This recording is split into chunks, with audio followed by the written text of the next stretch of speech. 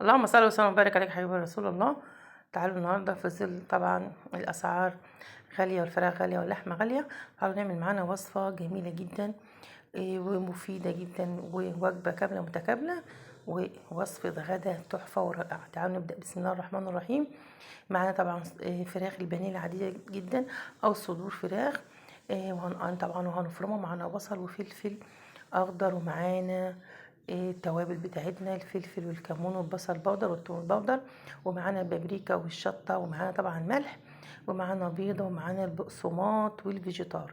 طبعا كل ده موجود عندنا في البيت في مخزن المطبخ. يعني المطبخ بتاعنا فيه كل اللي انا قلته ده موجود في كل مطبخ في البيت. هاي ممكن نجيب ربع كيلو فراخ او ربع كيلو صدور فراخ او ربع كيلو بانيه، او جبت فرخه خدت منها صدر، يعني مفيش اي مشكله تقف معانا في اي وصفه احنا عايزين نعملها. طبعا معانا بطاطس مسلوقه، يعني نجيب البطاطس نقشرها ونغسلها ونسلقها. طبعا زي ما انتم شايفين احنا دلوقتي بنفرم الفراخ في الكبه زي ما انتم شايفين كده بالظبط، خطوه خطوه معاكم علشان خاطر عايزين نطلع الوصفه دي مظبوطه. ادي حبتين بطاطس بغسلهم واقشرهم واغسلهم واقطعهم واحطهم على البوتاجاز يغلوا لحد ما يستووا معانا. طبعا انا دلوقتي فرمت الفراخ وهفرم بقى البصل زي ما انتم شايفين مع الفلفل، وطبعا البيضه، ومعانا معلقه بيكنج باودر. يعني حاجه كده تحفه وجميله، تطلع وصفه رائعه رائعه رائعه. انتي هاتي بس المكونات دي وهتعرفي تعمليها بطريقه سهله جدا وبسيطه، وهتطلع زي ما انت شفتيها في اول فيديو كده تحفه ورائعه، وهتكفي الاسره كلها وهتفيض كمان زي ما انتم شايفين.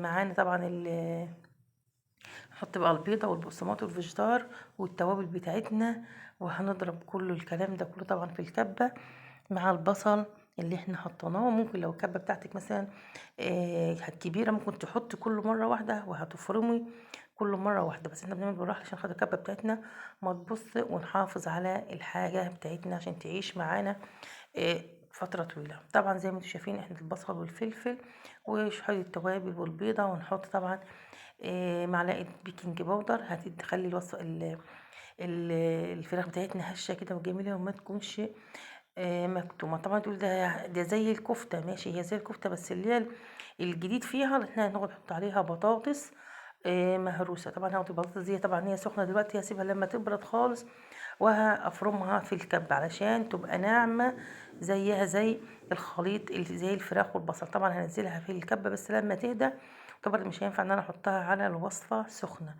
تمام، خطوات بالظبط علشان خاطر الوصفة بتاعتنا تطلع مظبوطة.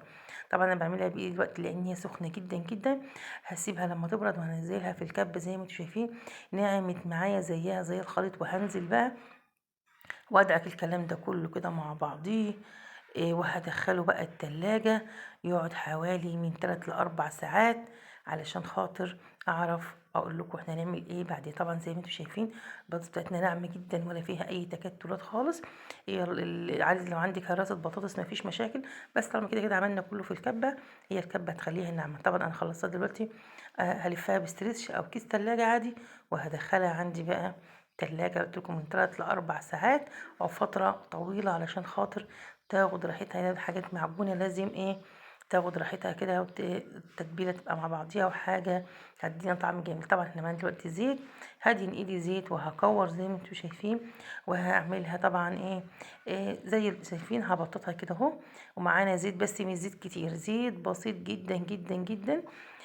دي الوصفة دي بنسميها ستيك الفراخ. يعني جميلة جدا، جربي ستيك الفراخ وهتعجبك جدا الوصفة. زي ما انتم شايفين زيت، حاجة بسيطة من الزيت. لازم يكون الزيت طبعا سخن، فهو كده الزيت بتاعي لسه مسخنش اوي. فانت لما تسخني الزيت جدا، وطبعا اول ما تنزلي بالستيك معانا في الزيت هنبدأ نهدي النار بتاعتنا علشان خاطر تستوي وتبقى طعمها تحفة.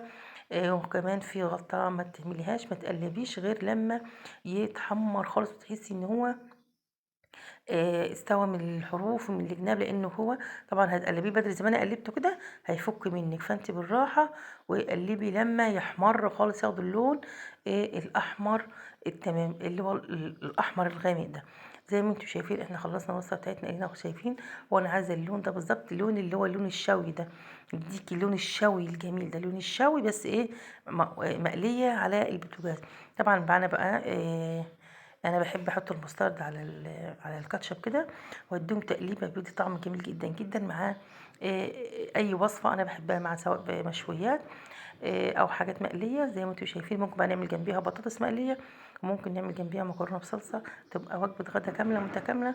وادي الوصفه بتاعتنا زي ما انتم شايفين. طبعا جنبيها بقى خضار طماطم وخيار، عايزه تعملي جنبيها سلطه، عايزه تعملي جنبيها طحينه، هي هتنفع في كل وصفات. بقى الوصفه بتاعتنا تحفه وجميله ومستويه، مش عايزه اي كلام، والاطفال هيحبوها جدا جدا، واولادك هيعشقوها، يخليكوا تعملها لهم كل شويه. هم عايزين ستيك الفراخ بالبطاطس. ويا رب الوصفه تعجبكم، واشوفكم باذن الله ورعايته والسلام عليكم ورحمه الله وبركاته.